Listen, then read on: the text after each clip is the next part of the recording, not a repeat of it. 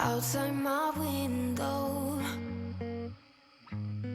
is everything pale and cold? 皆さんこんにちは。地図旅のお時間です。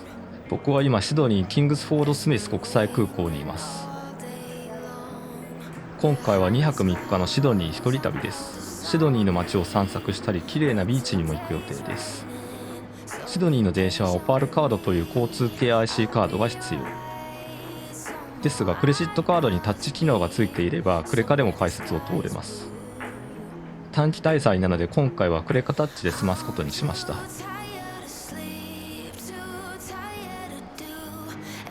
1番線がシドニーの中心街に向かう電車。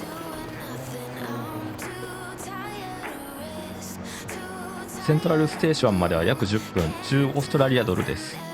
乗車時間の割に料金が高い気もしますが、早く連れてってくれること自体も価値ということで、表記の仕方や言葉選びがやっぱりイギリスっぽいですね。ちょうどいいマップがありました。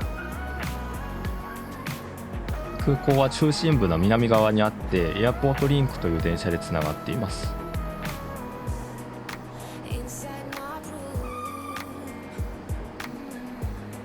別の地域に行こうと思ったらセントラル駅で乗り換えるのが良さそう。車両はこんな感じ。綺麗だよね。もうすぐ夜8時ですが、変な人もいないし、シドニーの交通機関は安心して利用できそう。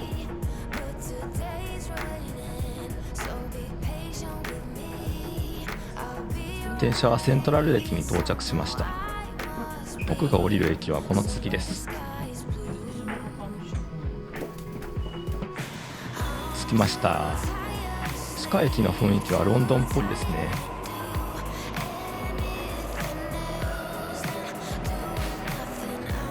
ミュージアム駅、ここからホテルまで少し歩きます。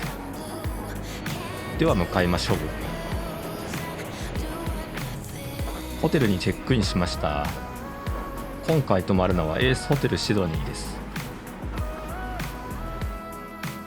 室内はこんな感じ。一人なのでコンパクトな部屋です。エースホテルっぽいインテリア。ミニバーとかスナックのラインナップもこだわってていいんですよね。7年くらい前に LA で泊まって以来ずっとファンです。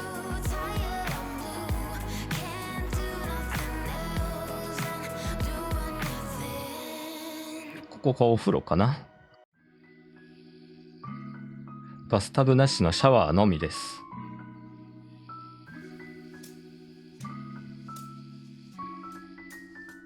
ここに2泊で5万円くらい。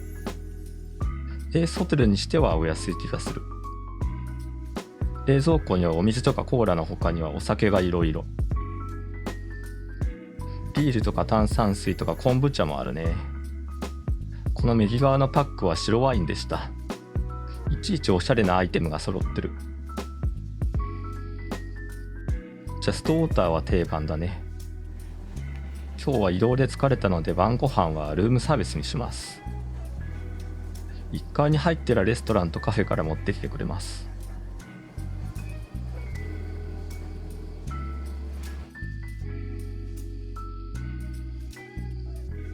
こっちの方ががっつりめのメニューだね。オーストラリアドルが100円ちょっとなので日本と比べると高いけど、こっちでは平均的な値段かな。レストランの名を冠したロームバーガーっていうのがあるからそれにしようかな。注文しました。エースホテルって便箋の代わりに五線譜が部屋に置いてあるんだよね。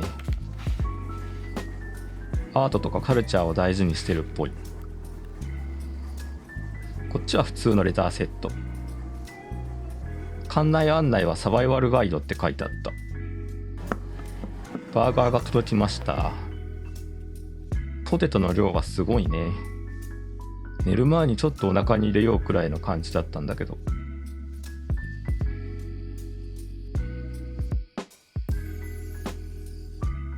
中身はシンプルに和牛のパティとレタスとソース。ではいただきます。寂しいので壁のテレビにこの間の山口旅を流しておきます。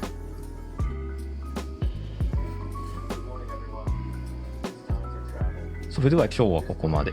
おやすみなさい。おはようございます。今のシドニーに最適な服装がわからない。8月末のシドニーの気温は20度くらいらしいです。外を見ても半袖で歩いてる人もジャケットを着込んでる人もいて参考にならない。赤道を越えて移動すると服装に悩むよね。でも今日もいい天気。シドニーは今11時です。まあ出かけてみましょう。とりあえず電車に乗って北に向かいます。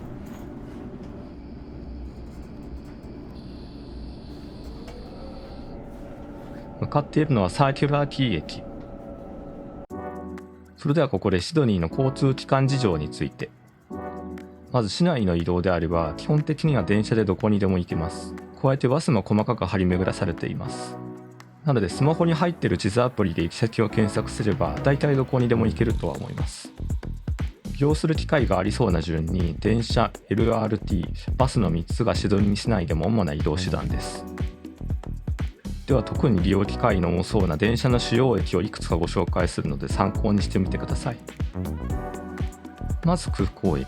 国際線と国内線の駅が分かれていますが、この動画をご覧いただいている人の多くは国際線駅にお世話になるでしょう。続いて移動の起点になるのがセントラル駅。たくさんの路線がここに集結しています。先ほど乗車したミュージアム駅はここ。エースホテルまでは徒歩5分くらいの距離でした。今目指しているサーキュラーキーはここ。駅からオペラハウスやハーバーブリッジに歩いて向かえるので、観光客の多くは一度は利用するのではないでしょうか。ちなみにセントラルからサーキュラーキーまでは直線距離で3キロくらいしかないです。この直径3キロくらいのエリアに多くの見どころが詰まっているので、気の向くままに歩いてみるのもいいと思います。LRT はサーキュラーキーからセントラルまで伸びているので、歩き疲れたらさっとショートカットも可能です。続いてボンダイジャンクション。ここでバスに乗り換えるとかの有名なボンダイビーチに行くことができます。ボンダイビーチはアップルの創業者のスティーブ・ジョブズが iMac を作るときにインスピレーションを受けた場所としても有名です。では観光に戻りましょう。そろそろ到着です。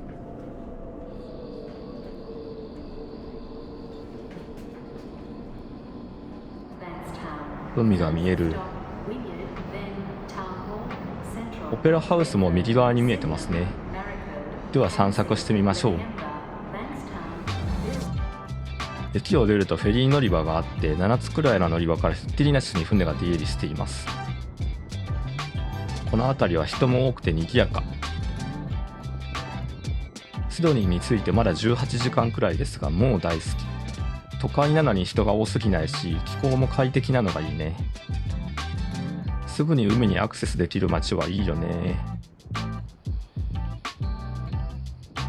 オペラハウス付近はさすがに観光客が多いね。海とカフェとカモメって最高じゃん。これが日常なシドニーの人が羨ましい。近くから見るとでっかい。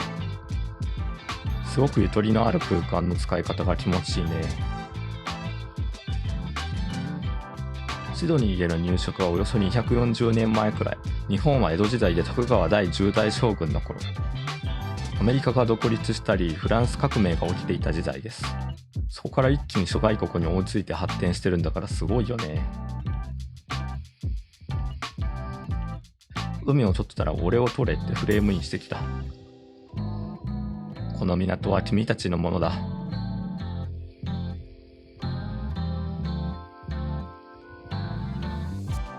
反対側にあるのはハーバーブリッジ。たくさんの船がその下をくぐっていきます。この橋は約100年前に作られたようです。この橋に登って歩けるツアーもあるみたい。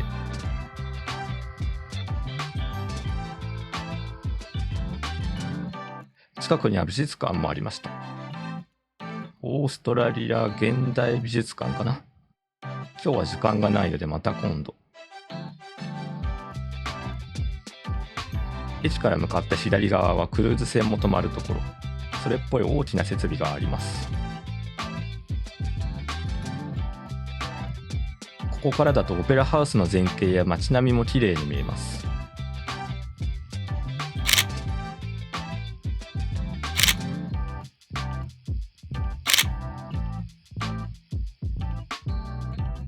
橋の上に人影が見えますね。なかなかむき出しなアクティビティのようだ。オーストラリア国旗の左に見えるのはアボリジニの旗。先住民との格差改善を目指す活動の象徴とのことです。橋のふもとには古そうな建物が残されています。なんかの倉庫っぽいフォルムですね。メトカルフボンドって書いてある。1912年にできてるから100年以上の歴史ですね。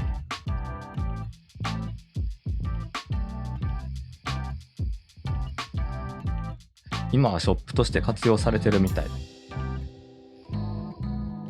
散歩していたら1時になりました。今からランチがてらボンダイビーチに移動しようと思います。ウーバーで移動しています。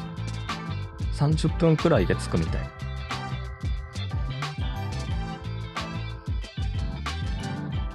オーストラリアは割と道端にガンガン駐車するんですね。駐車場とかガレージは都心部ではあまり見ないな。奥の方に海が見えてきました。ボンダイビーチは一度は行ってみたいと思ってたところなのですごく楽しみ。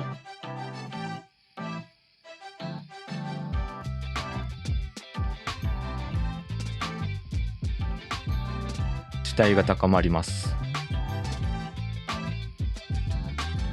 車を降りました。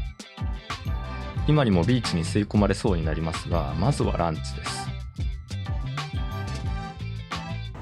ボンダイはビーチ沿いの街って雰囲気で観光客向けのお店が立ち並んでいます。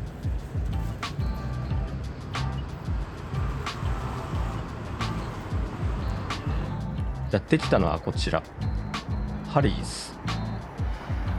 下調べでは割と評価が良かったです。スタッフがめっちゃフレンドリー。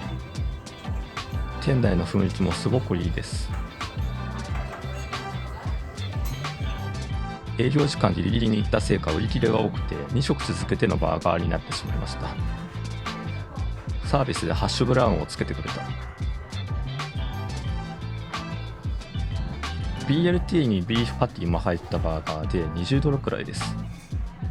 美味しい。最後のお客さんになってしまった。ボンダイに限らずですが、オーストラリアのカフェはオープンもクローズも早いです。ハリーズは15時クローズでした。めっちゃ健康的な働き方だよね。ではビーチに行ってみましょう。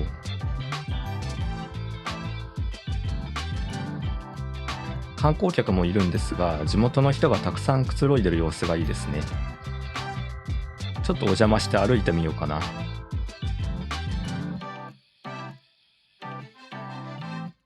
砂が白っぽくてサラサラ。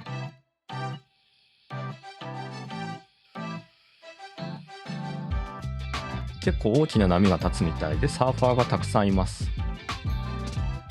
15時に仕事を終えてそのままサーフィンとか最高だね。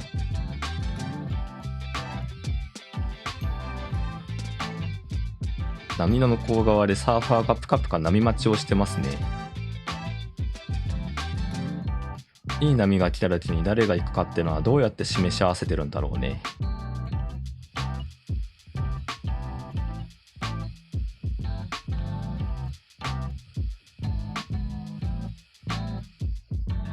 気持ちよさそうだね。旅が趣味じゃなかったらマリンスポーツはやってみたかったな。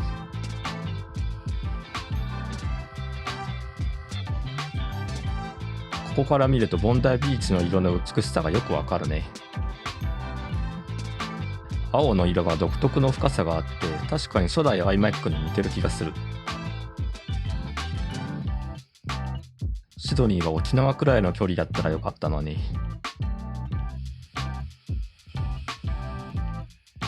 ビーチから小高い丘に向かうと見えてくるのがボンダイアイスバーグ。会員制のスイミングクラブなんだけど、なんといってもこのプールのロケーションが素晴らしいよね。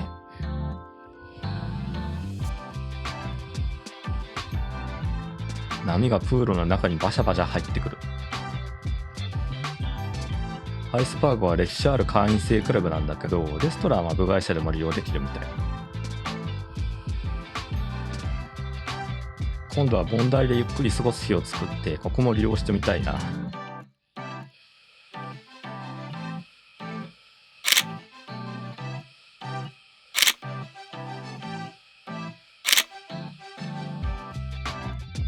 じゃあ日も傾いてきたし、市内に戻ろうかね。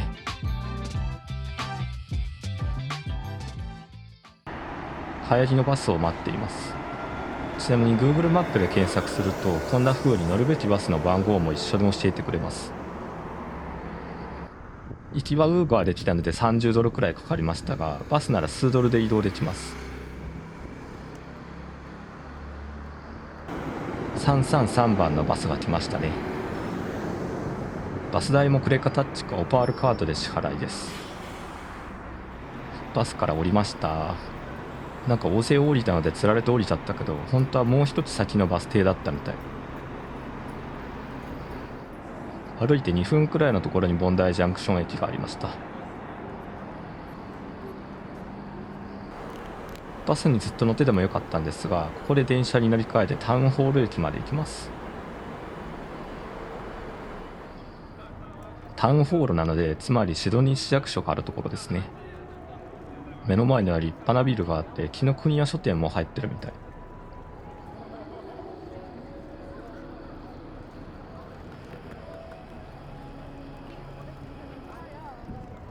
こっちが市役所。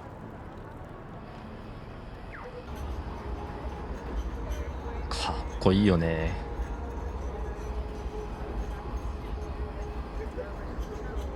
あれが LRT です。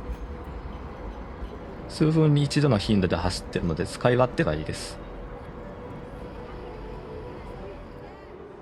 こんな感じで歩行者のすぐ横を走ってるので CBD を散策するときは少し気をつけましょう。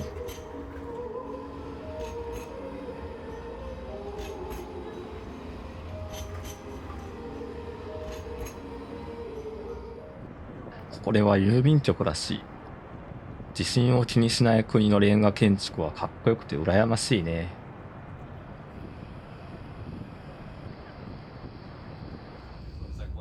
LRT に乗って晩ご飯のお店まで移動します。今日は肉々しいステーキを食べるつもりです。結構たくさん歩き回ったから美味しく食べられるはず。LRT 車内はこんな感じでとても綺麗。シドニーどこも綺麗です。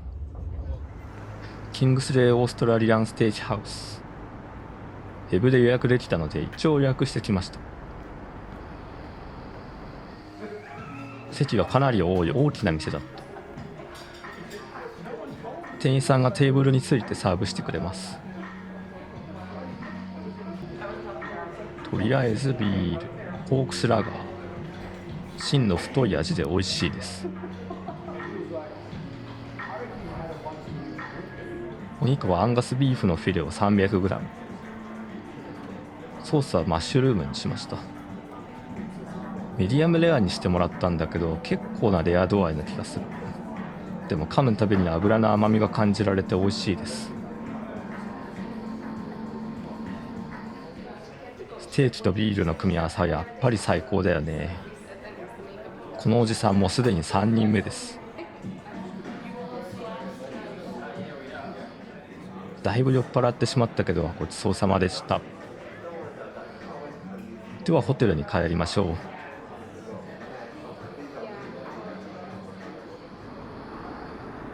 ホテルに帰ろうと思ったんだけど、せっかくだからもう少し夜のシドニーを散策してから帰ります。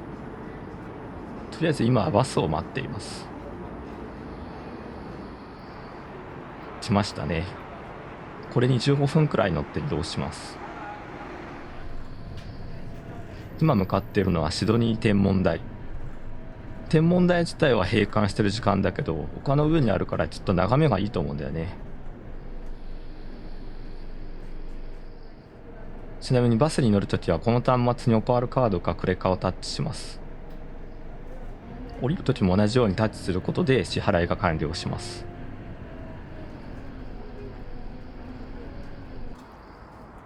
天文台がある公園にやってきました。下調べなしに来てみたけど、これは当たりだったね。ハーバーブリッジとノースシドニーが綺麗に見えます。なんか急に花火が始まりました。どうやら毎週土曜日の夜は花火があるみたいでした。ふらっと来てみたらいきなり始まったのでびっくりしたけど、今日は持ってる日だったみたい。しかもこの場所全然他に人がいないし、目の前を遮るものもないので結構おすすめかもしれない。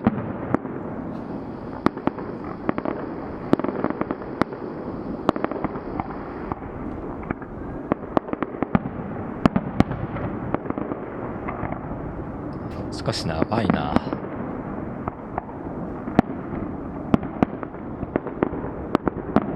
もう5分くらいずっとやってる気がする。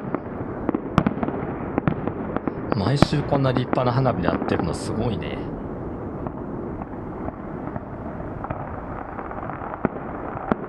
フィナーレかな。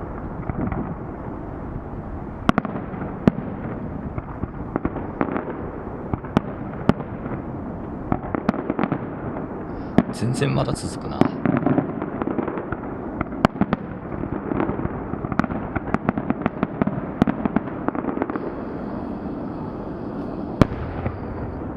どうやらこれで終わりっぽいです。こういうラッキーが起きると旅がより印象的になるね。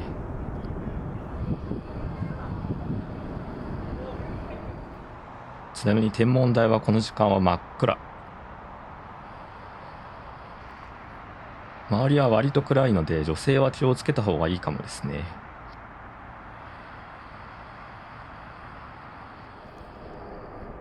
サーキュラーキーの駅まで10分くらいなので歩いてるんですが、異様なトンネルを通過しています。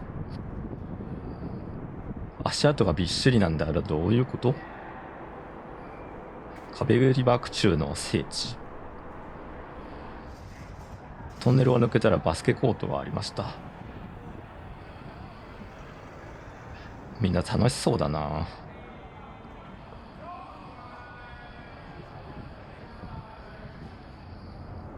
バスケコートからさらに5分くらい歩いてサーキュラーティーに戻ってきました。夜はまた違った雰囲気ですね。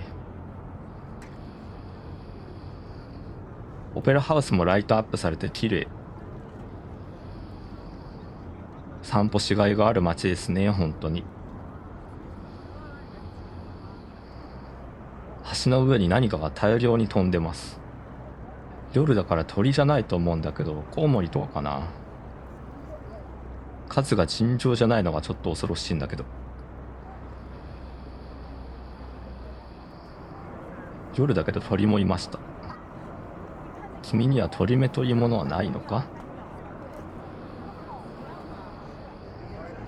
シドニーの夜景は見どころが多いですね。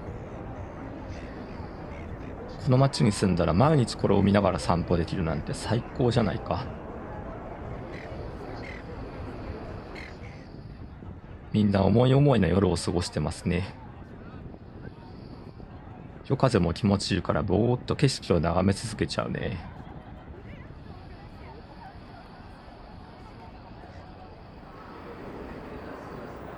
駅まで戻ってきました。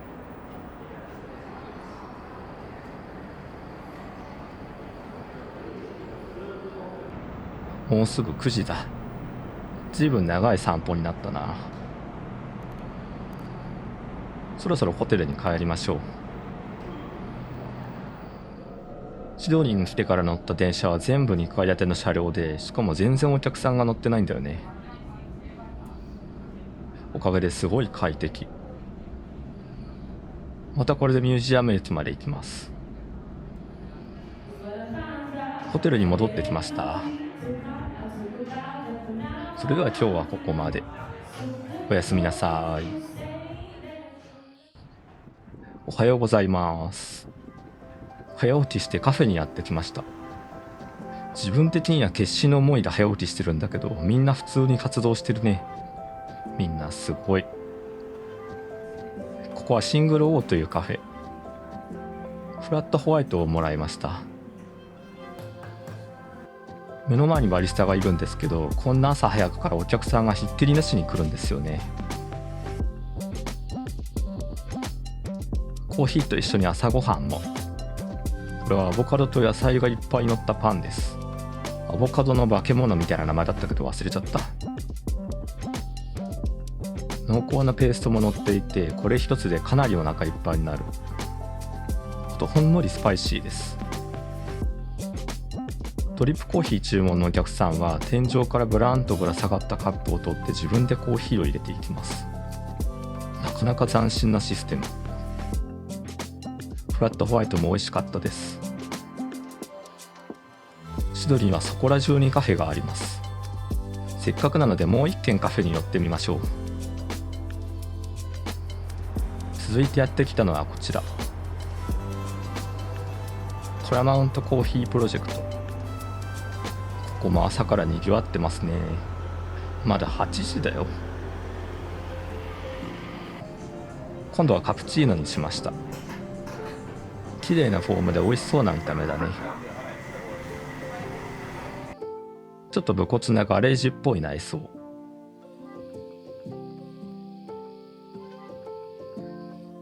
テキパキ次々とバリスタがドリンクを仕上げていきます。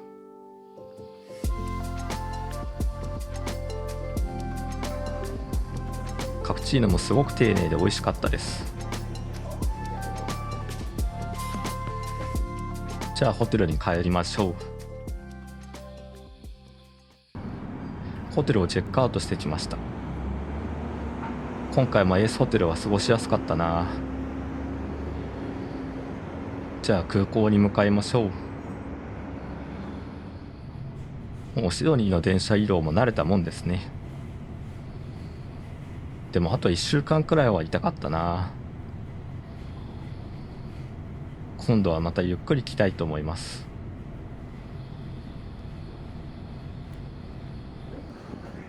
空港に着きました。旅が終わってしまうね。シドニーは ANA もしっかりカウンター業務をやってくれてますが、今回はオンラインチェックイン済みなのでこのまま検査場へ。